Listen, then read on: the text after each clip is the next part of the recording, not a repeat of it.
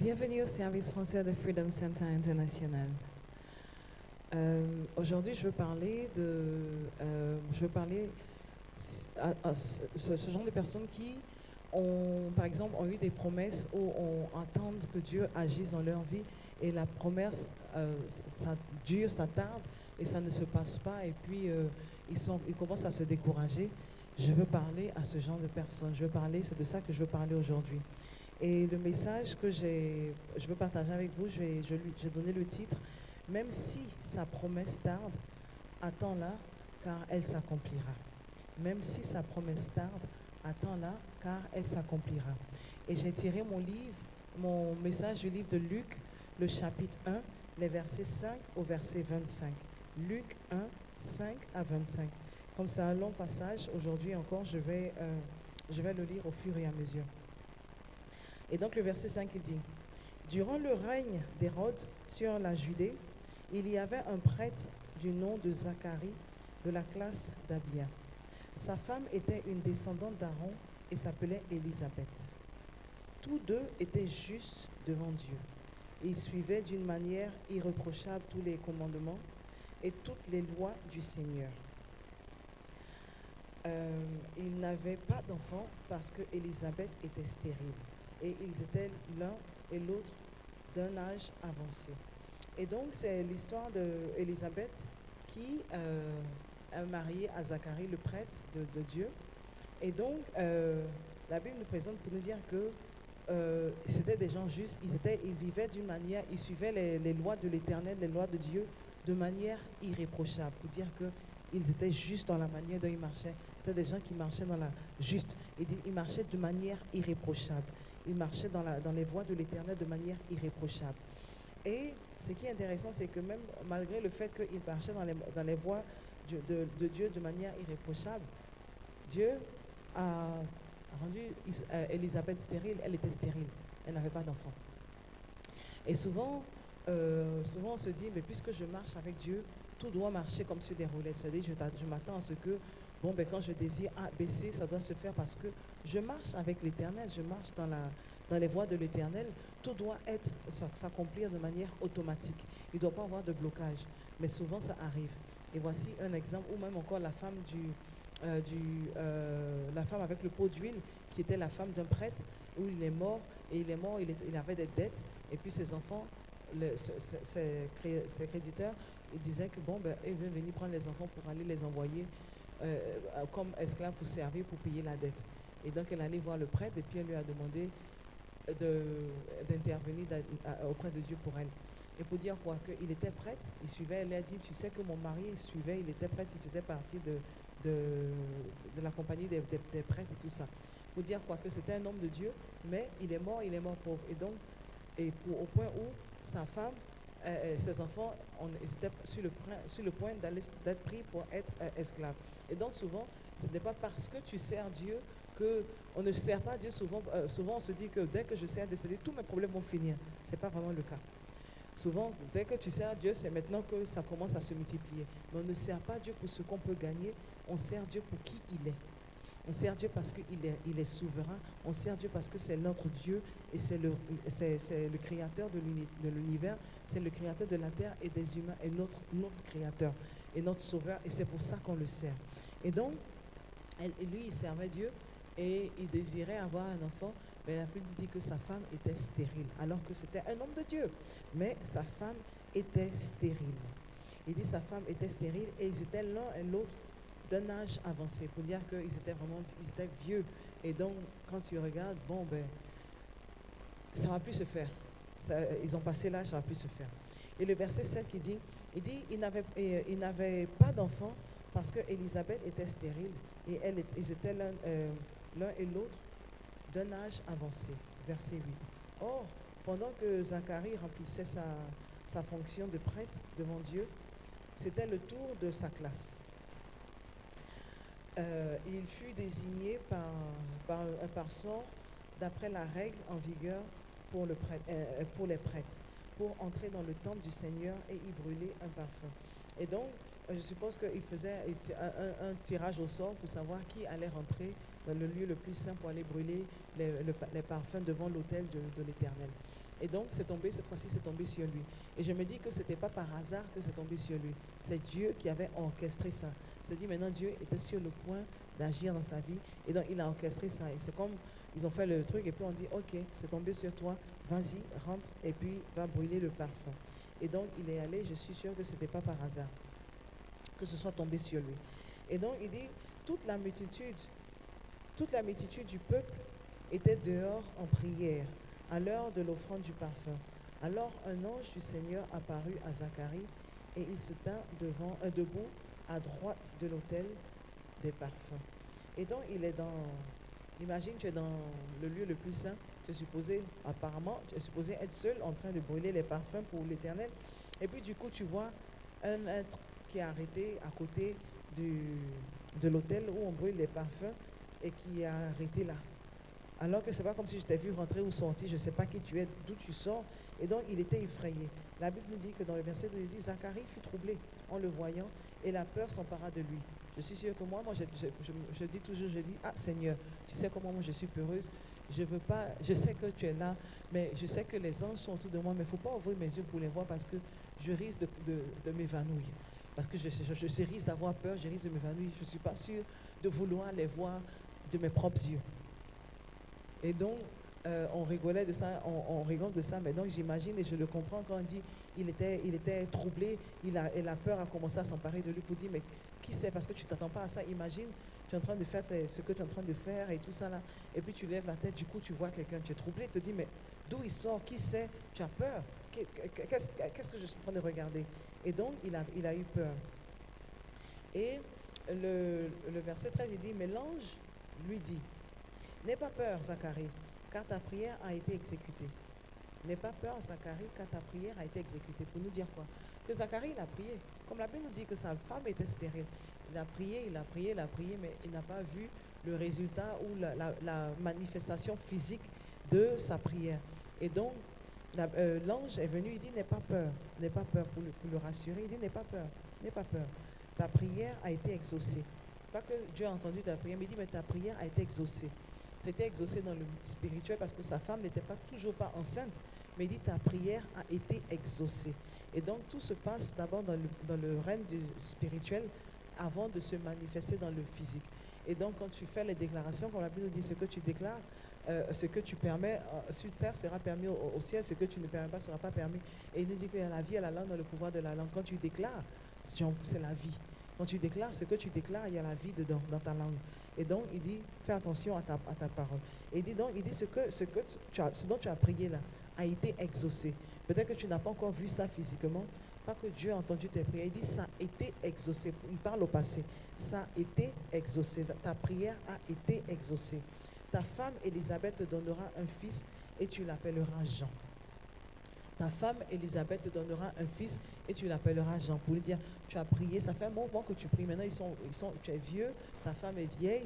Et donc, te dit que vraiment, ça ne risque plus de se passer. Tu te dis, non, j'ai prié, c'est vrai, bon, Dieu n'a pas exaucé cette prière et puis il avance. Mais il dit, non, il dit, ta prière a été exaucée. Ta prière a été exaucée. Et donc, le verset 14, il dit, il le sera pour toi un sujet de joie et d'allégresse.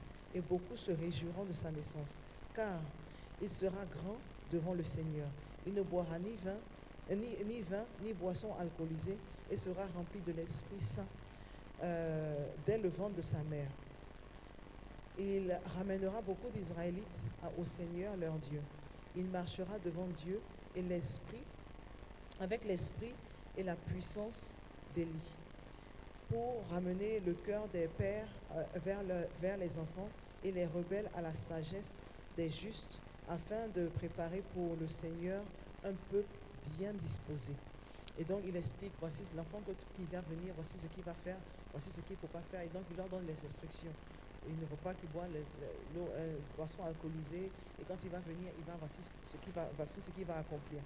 Et donc Zacharie, dans le verset 18, Zacharie dit à l'ange, à quoi reconnaîtrai-je cela? En effet, je suis vieux et ma femme est d'un âge avancé. Pour lui dire, tu sais, comment est-ce que ça va se faire? Parce que quand je regarde, moi je suis vieux, ma femme est vieille. Ça fait longtemps qu'on a pris. C'est-à-dire que dans sa tête, il s'est mis dans la tête que ça ne va jamais se faire. Et donc, oui, j'ai compris ce que tu m'as dit. Hein. Je n'en disconviens pas, hein, mais je ne pense pas que ça va se faire parce que moi et ma femme, on est vieux. Non, c'est pas possible. Et donc, il n'a pas cru à ce que l'ange lui a dit. Il n'a pas cru à ce que l'ange lui a dit. Et l'ange Gabriel lui dit, l'ange répondit, je suis Gabriel, je me tiens devant Dieu. J'ai été envoyé pour te parler et pour t'annoncer cette bonne nouvelle. Voici, tu seras muet et tu ne pourras plus parler jusqu'au jour où cela arrivera, parce que tu n'as pas cru à mes paroles qui s'accomplissent au moment voulu.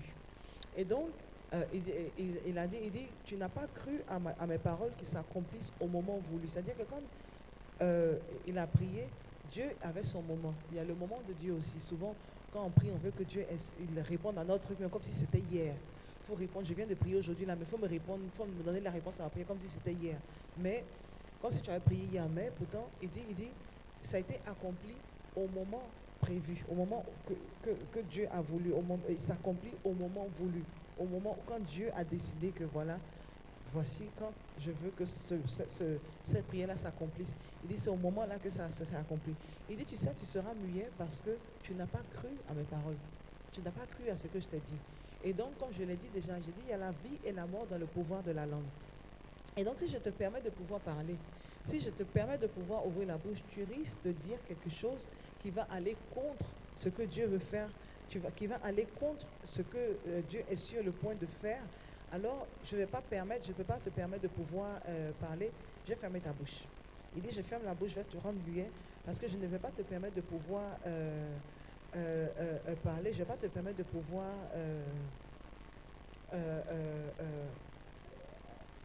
faire une déclaration qui va contre ou qui va à l'encontre de ce que Dieu a déjà fait dans ta vie, à ce que Dieu a fait qui va se manifester dans le physique. Je ne vais pas te permettre de pouvoir retarder ça, d'utiliser ta langue pour pouvoir retarder ça. Je vais fermer ta bouche. Et donc, il a dit, oui, il ne va pas permettre, il a fermé sa bouche. Il a dit, je ne vais pas permettre, je vais fermer ta bouche. Et ça me rappelle une histoire. Il y avait un des pasteurs ici, après il a changé de pays, il allait en Afrique, il est retourné en Afrique, mais quand il était ici, je me rappelle des années de cela, il avait sa femme, et puis à la fin, ils étaient mariés, je crois, ça faisait 10 ans ou plus de 10 ans, et il n'arrivait pas à enfanter, sa femme n'arrivait pas à tomber enceinte. Il a tout essayé, tout essayé, ça ne se passait pas. Il a essayé de prendre les médicaments de la manière médicale. Il dit ça ne marche pas. Il dit mais quand je donne le médicament là à quelqu'un d'autre qui a ce même problème avec sa femme qui ne tombe pas enceinte, paf, les mois qui suivent, la femme tombe enceinte. Mais quand lui il prend rien. Il dit je prie, rien. Mais quand je prie pour quelqu'un, la femme elle tombe enceinte. Mais lui quand il prie pour lui, ça ne se passait pas. Comme Dieu l'a dit, ça se passe au moment où il l'a voulu. Et il dit après 10 ans, je ne sais pas, plus de 10 ans, je ne me rappelle plus trop, c'était 10 ou 13 ans, finalement, ils ont eu leur petite fille. Et donc, quand ils étaient en train de faire dédier la petite fille à l'église, il pleurait, il expliquait, voici ce qui s'est passé. Il dit, quand je priais pour les gens et tout ça, je dis, ah Seigneur, j'ai prié pour telle personne, ça se passe. Mais pour moi, elle n'a rien. Et il a pris son mal en patience, il ne s'est pas découragé. Et beaucoup d'entre nous, en général, quand on prie et qu'on ne voit pas la manifestation physique de ce qu'on recherche, en général, tu vas voir que on se décourage, ou on arrête de prier, ou on ne veut plus en entendre parler, ou on se dit dans la tête que bon, mais ça ne va pas se faire. Comme Zacharie s'est dit dans la tête, non, ça ne va pas se faire. Je ne pense pas que ça va s'accomplir parce que maintenant on est vieux, parce que tu te dis que physiquement, c'est impossible pour toi de pouvoir le faire, pour que ça puisse s'accomplir. Mais quand Dieu, il veut faire, il n'y a rien qui lui soit impossible. Il dit, est-ce qu'il y a quelque chose qui est trop difficile pour lui à accomplir? Quelqu'un qui a créé l'univers, la terre et tout ce qui est dans l'univers et tout ce qui est sur la terre, et même si tu regardes même le corps humain qui est aussi complexe, où les gens n'ont pas fini d'étudier tout le corps humain, et lui, il a créé ça, ce corps humain qui est aussi complexe. Est-ce que tu penses qu'il y a quelque chose qu'il ne peut pas faire si lui, il t'a créé? Il dit, est-ce qu'il y a quelque chose qui est aussi difficile? Et donc, il dit, ça va s'accomplir, mais tu peux pleurer comme tu veux, mais tant que ce n'est pas son moment, ça ne va pas se faire. Quand le moment où il aura voulu, en ce moment-là, il te donnera la réponse à ta prière. Mais soit prends ton mal en patience, Ne te décourage pas parce que quand tu regardes Zacharie, Zacharie continuait de servir Dieu. Il continuait d'aller brûler les parfums à l'autel, il continue d'aller faire les sacrifices, il continue de servir en tant que prêtre à l'église, dans le temple. Il ne s'est pas découragé. Il n'a pas baissé les bras pour se dire, bon, tu sais quoi, j'ai essayé, Dieu n'a pas répondu, j'ai prié, Dieu n'a pas exaucé ma prière, donc c'est bon, je ne veux plus. Non, il a continué de le faire, il a continué de prier, il a continué de servir Dieu, il ne s'est pas découragé, il n'a pas baissé les bras. Il s'est dit, bon, ben, si ce n'est pas fait, c'est pas fait. Si ça ne va pas se faire, ça ne va pas se faire. Il s'est dit, l'âge où on est arrivé là, maintenant, c'est fini, ça ne va plus se faire. Et c'est en ce moment-là, maintenant, que Dieu vient lui montrer que ce n'est pas par ta force, ce n'est pas par ta force que ça va s'accomplir, mais c'est par lui, Dieu, sa force. C'est par lui qu'il accomplit, c'est lui qui accomplit. Comme ça, quand tu regardes, tout le monde, tous ceux qui regardent ne vont même pas douter que vraiment, c'est le miracle de Dieu. Quand ils vont regarder, ils vont savoir que non, ce n'est pas parce que tu avais le moyen de le faire, non. Quand on regarde, on sait que non. Ça là, si ce n'est pas Dieu, c'est impossible, c'était impossible que ça se fasse. Et donc, il a fermé sa bouche, il dit, tu seras muet. Parce que si je te laisse parler, tu risques d'ouvrir la bouche pour dire quelque chose qui va aller à l'encontre de ce que je suis sur le point de faire. Tu risques d'ouvrir la bouche pour retarder ce que je veux faire. Et donc il dit non, tu seras muet jusqu'à ce que je viens de dire s'accomplisse, tu ne pourras pas parler, tu seras muet. Et donc, il dit, voici, tu seras muet, tu ne pourras plus parler jusqu'au jour où cela arrivera, parce que tu n'as pas cru à mes paroles qui s'accomplissent au moment voulu. Verset 21. Cependant, le peuple attendait Zacharie et s'étonnait qu'il s'attardait si longtemps dans le temple. Quand il sortit, il ne pouvait plus leur parler. Donc il est devenu muet parce que l'ange a dit, tu seras muet. Il ne pouvait plus parler et ils comprirent qu'il avait eu une vision dans le temple. Il s'exprimait par des signes et il resta muet. Et donc, Zacharie était devenu muet, il n'arrivait plus à parler parce que l'ange aurait dit, quand ça va s'accomplir? En ce moment-là, c'est en ce moment-là que je vais ouvrir ta bouche, mais jusqu'à ce moment-là, tu ne pourras plus parler, tu ne vas pas utiliser ta langue pour aller contre ce que je suis sur le point de faire. Et donc, le verset 23 dit, lorsque ces jours de service furent terminés, il rentra chez lui. Quelque temps après, sa femme Élisabeth fut enceinte. Elle se cacha pendant 5 mois, disant, c'est l'œuvre que l'Éternel a fait quand il a porté le regard sur moi pour enlever ce qui faisait ma honte parmi les hommes. Et donc, Élisabeth, quand elle a vu qu'elle était enceinte, quand elle a su qu'elle était enceinte, elle n'a pas crié sur tous les toits pour dire, regardez ce que Dieu a fait dans ma vie. Oh, venez voir, tout le monde venez voir. Je vous dis que je suis enceinte, mais si vous ne voyez pas les signes, oh, je vais te dire que je suis enceinte. Non, elle n'a pas crié sur les toits. Elle a protégé le miracle. Souvent, tu n'as pas besoin de te presser parce que je me dis que la Bible n'aurait pas besoin de nous dire qu'elle s'est cachée, elle a caché ça pendant 5 mois. S'il le dit, c'est parce que c'est important. Et donc souvent, quand Dieu est en train de faire des miracles dans nos vies, il a même commencé, mais il t'a peut-être même donné la prophétie. Et puis tu cours pour aller dire à tout le monde, ah, voici ce que Dieu est sur le point de faire dans ma vie. Oh, regarde ce que Dieu a fait dans ma vie. Oh, regarde. Et tu veux que tout le monde sache. Oh, regarde comment mon enfant, il est intelligent. Oh, regarde comment ce que mon enfant a accompli. Oh, souvent, c'est bien de prendre ton temps. Quand le moment sera venu, tout le monde va voir. Protège ce miracle-là jusqu'au moment où tu ne peux plus le protéger et tu sais que maintenant, ça a eu sa maturité et en ce moment-là maintenant, tu peux maintenant laisser tout le monde savoir. Mais souvent, la plupart du temps, tu vas voir qu'il y a beaucoup, tu vas voir sur les réseaux sociaux, ils veulent tous chanter, ah voici ce que Dieu a fait, ou voici, il y en a qui vont montrer par exemple, je ne dis pas que c'est mauvais, hein, moi je dis, mais souvent tu vas voir qu'il y en a qui vont même faire la vidéo de tout le mariage et tout ça. Et je me rappelle, il y avait un monsieur il était féticheur. Il faisait plein de vilaines choses. Et il disait que, il y avait des filles qui venaient le voir. Et elles venaient le voir et puis elles disaient qu'elles veulent rentrer, elle veut gâcher la relation entre, par exemple, un couple qu'elles ont vu sur les réseaux sociaux, parce que ce couple-là font du bruit sur les réseaux sociaux. Ils sont, j'allais dire, ils sont contents, ils veulent montrer que leur amour, ils veulent montrer, et ça l'énerve. Ça les énerve, et donc il faut me donner quelque chose. Comme ça, quand le monsieur, dès que je passe, quand il me voit, en même temps, son regard sera détourné de sa femme, et puis non, son regard sera tourné sur moi. Et puis, il leur donne des choses, et puis ça marche. J'ai dit, les femmes, elles venaient, elles faisaient des choses. Pour dire quoi? Si ces femmes-là, elles avaient protégé la bonne chose que Dieu leur avait faite, tu n'as pas besoin d'aller sur tous les toits pour crier, voici ce que Dieu a fait pour moi. Si elles avaient gardé, c'est-à-dire tes proches et tes amis, ta famille, qui célèbrent avec toi, parce que ce n'est pas tout le monde qui a un bon regard sur toi. Ce n'est pas tout le monde qui est content quand Dieu fait les bonnes choses dans ta vie. Ce n'est pas tout le monde qui est content. Il y en a qui vont sourire avec toi, mais ils ne sont pas contents pour toi. Il y en a qui vont faire semblant de féliciter, mais ne sont pas contents avec toi.